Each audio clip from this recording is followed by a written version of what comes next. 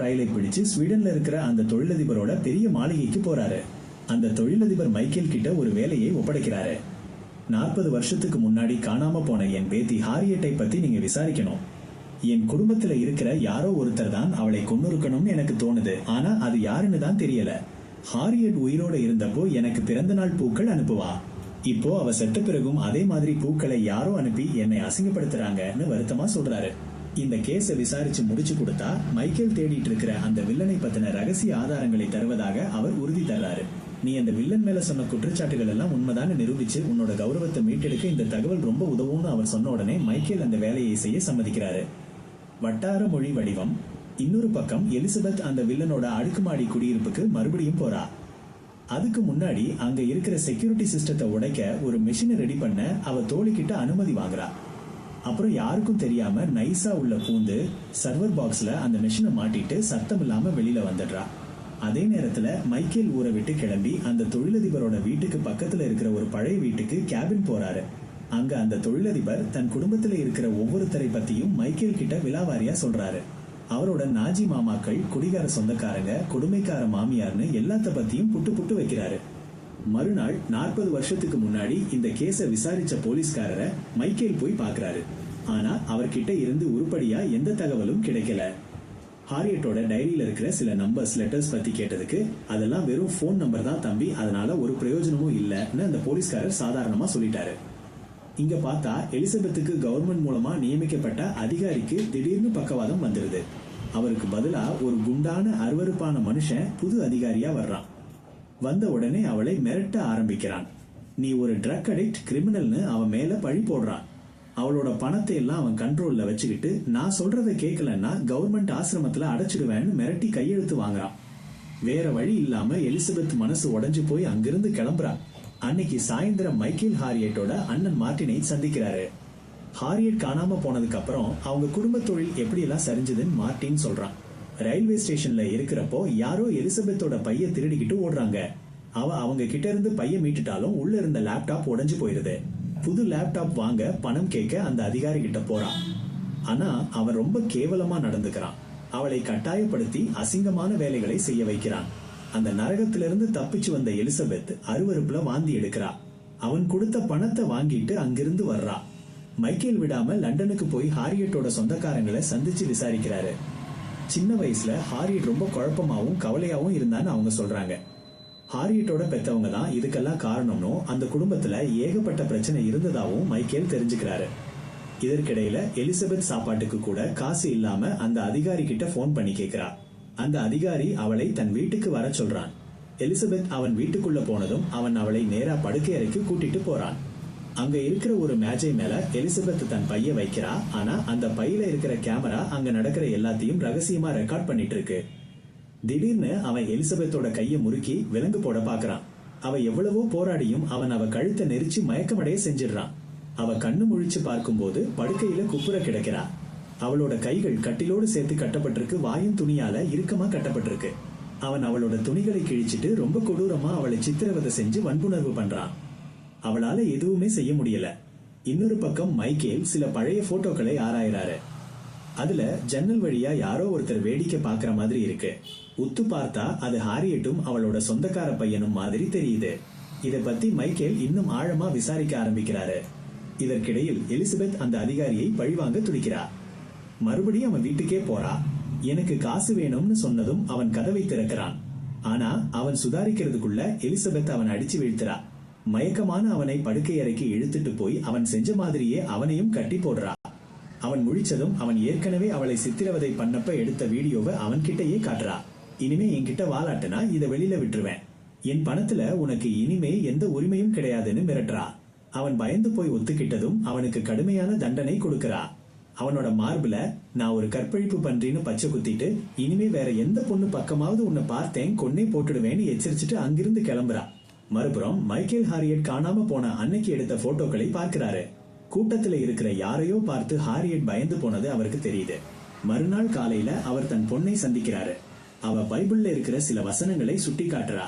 முதல்ல அவருக்கு ஒன்னும் புரியல. ஆனா அப்புறம் தான் அவருக்கு புரியுது. ஹாரியட்டோட டைரியில இருந்த அந்த மர்மமான நம்பர்களும் எழுத்துக்களும் பைபிள் வசனங்களோட தொடர்புடையதுன்னு.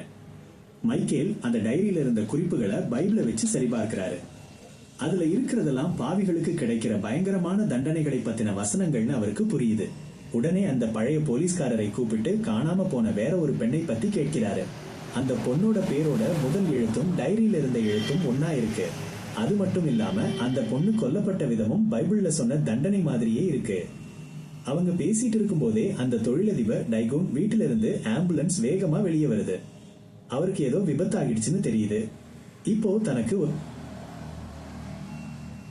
நம்புற மைக்கேல் எலிசபெத்தை உதவியாளரா சேர்த்துக்கிறாரு. எலிசபெத் போலீஸ் டேட்டாபேஸை ஹேக் பண்ணி அந்த பைபிள் வசனங்கள் மாதிரியே நடந்த மற்ற கொலை வழக்குகளையும் கண்டுபிடிக்கிறா.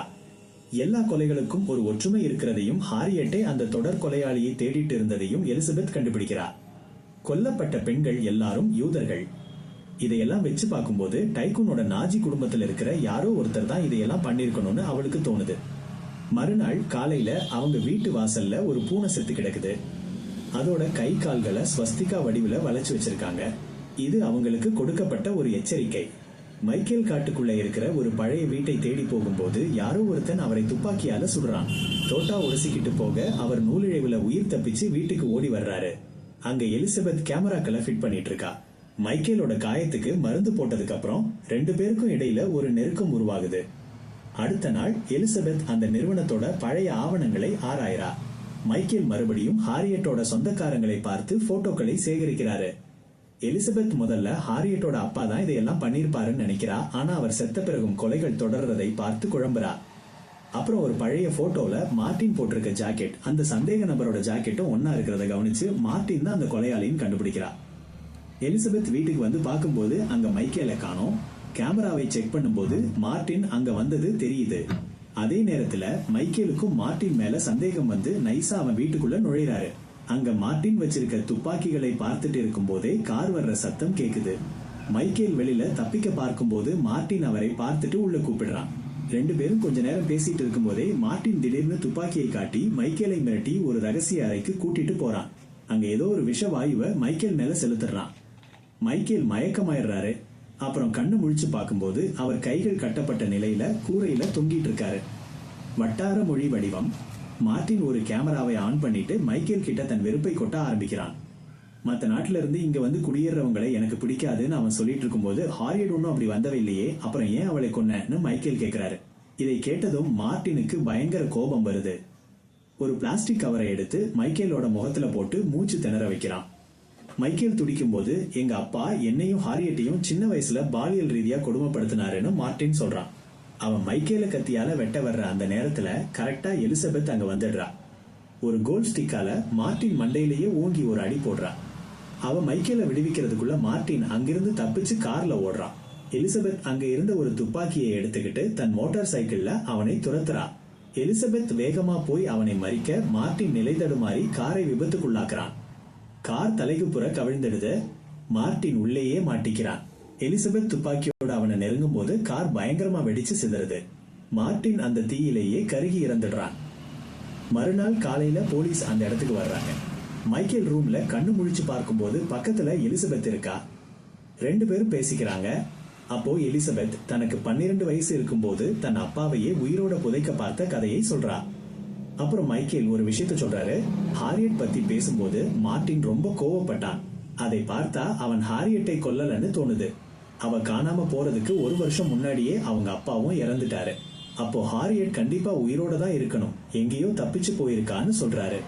உடனே லண்டன்ல இருக்கிற அவங்க சொந்தக்கார பொண்ணு வீட்டுக்கு போய் உண்மையை கண்டுபிடிக்கலான்னு முடிவு பண்றாங்க. லண்டன்ல அந்த சொந்தக்கார பொண்ணோட வீட்டுக்கு வெளியே ஒரு வேன்ல தங்கி மைக்கேலும் எலிசபெத்தும் வேவு பாக்குறாங்க. அந்த பொண்ணு வீட்டுக்கு வந்ததும் மைக்கேல் போய் அவகிட்ட பேசுறாரு. உன் தம்பி மார்டின் இறந்துட்டான்னு சொன்னதுக்கு அவ எந்த உணர்ச்சியும் காட்டாம கதவை சாத்துறா. வேன்ல இருந்து அவளோட போன் கால், இன்டர்நெட் எல்லாத்தையும் எலிசபெத் ஹேக் பண்ணி பாக்குறா. ஆனா ஒரு துப்பும் கிடைக்கல. அடுத்த நாள் மைக்கேல் அந்த பொண்ணோட ஆபீஸுக்கே போறாரு. மார்டின் தன்னை கட்டி போட்டு சித்திரவதை செஞ்ச தழும்புகளை அவகிட்ட காட்டுறாரு. அப்புறம் திடீர்னு பேசிட்டே இருக்கும்போது அவளை ஹாரியட்னு கூப்பிடுறாரு. அப்போதான் தெரியுது அவ அந்த சொந்தக்கார பொண்ணு இல்ல, உண்மையான ஹாரியட். ஹாரியட் உண்மையை சொல்றா. எங்க அப்பா கிட்ட இருந்தும் அண்ணன் கிட்ட இருந்தும் தப்பிக்க என் சொந்தக்கார பொண்ணோட அடையாளத்தை நான் திருடிக்கிட்டேன். அவளோட பாஸ்போர்ட்டை வச்சு லண்டனுக்கு தப்பிச்சு வந்துட்டேன்.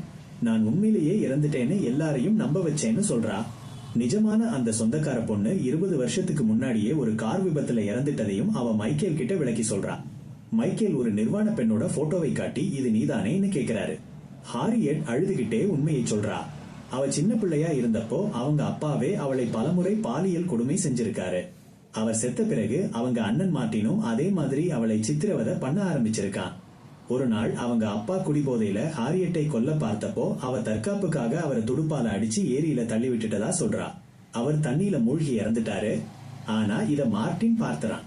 இதையே காரணமா வச்சு அவளை மிரட்டி பல வருஷம் அனுபவிச்சிருக்கான். கடைசியில அவளோட சொந்தக்கார பொண்ணுதான் அவளை அங்கிருந்து லண்டனுக்கு கடத்திட்டு வந்து காப்பாத்திருக்கா. இப்போ உன் அப்பாவும் இல்ல, மார்ட்டினும் இல்ல. நீ இனிமே பயப்படாம தைரியமா இருக்கலாம்னு மைக்கேல் அவளுக்கு ஆறுதல் சொல்றாரு. மறுநாள் மைக்கேலும் எலிசபெத்தும் அந்த தொழிலதிபரை டைகூன் பார்க்க போறாங்க. நீங்க சொன்ன வேலையை முடிச்சிட்டேன்னு மைக்கேல் சொன்ன அந்த நிமிஷம் வாசல்ல ஹாரியட் வந்து நிக்கிறா.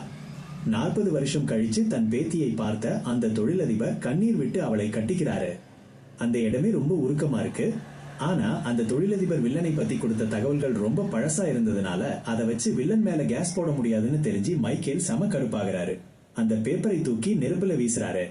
அப்போ எலிசபெத் குறுக்கிட்டு, கவலைப்படாதீங்க, இந்த வில்லனை பத்தி என்கிட்ட சில ரகசிய தகவல்கள் இருக்குன்னு சொல்றா. அந்த வில்லன் ஆயுத கடத்தல், போதைப் பொருள் பிசினஸ்னு பண்ணின எல்லா தில்லு முள்ளுகளையும் எலிசபெத் ஆதாரத்தோட கண்டுபிடிச்சு தர்றா. மைக்கேல் இதை செய்தியா வெளியிட்டதும் அந்த வில்லன் கையும் களவுமா போலீஸ்காரங்க கிட்ட மாட்டிக்கிறான். அப்புறம் எலிசபெத் மைக்கேல் கிட்ட கொஞ்சம் கடன் வாங்கி ஒரு போலி பாஸ்போர்ட் ரெடி பண்ணி வெளிநாட்டுக்கு தப்பிச்சு போறா. அங்க ஒரு ஹோட்டல்ல தங்கி அந்த வில்லனோட வெளிநாட்டு பேங்க் அக்கௌண்ட ஹேக் பண்ணி கோடிக்கணக்கான பணத்தை லபக்கு நடிச்சிடுறா. கொஞ்ச நாள்லயே அந்த வில்லன் நாட்டை விட்டு ஓடி போயிட்டதாகவும் அப்புறம் இறந்துட்டதாகவும் நியூஸ் வருது. கடைசியில எலிசபெத் தன்னோட பழைய அடையாளங்களை எல்லாம் அழிச்சிட்டு புது மனுஷியா ஊருக்கு திரும்புறா. மைக்கேலுக்கு பிடிச்ச மாதிரி ஒரு விலை உயர்ந்த லெதர் ஜாக்கெட்டை கிறிஸ்துமஸ் கிஃப்டா வாங்கிட்டு போறா. ஆனா அங்க மைக்கேல் வேறொரு பொண்ணோட சந்தோஷமா இருக்கிறத பார்த்துட்டு மனசு உடைஞ்சு அந்த ஜாக்கெட்டை குப்பையில வீசிட்டு அங்கிருந்து கிளம்ப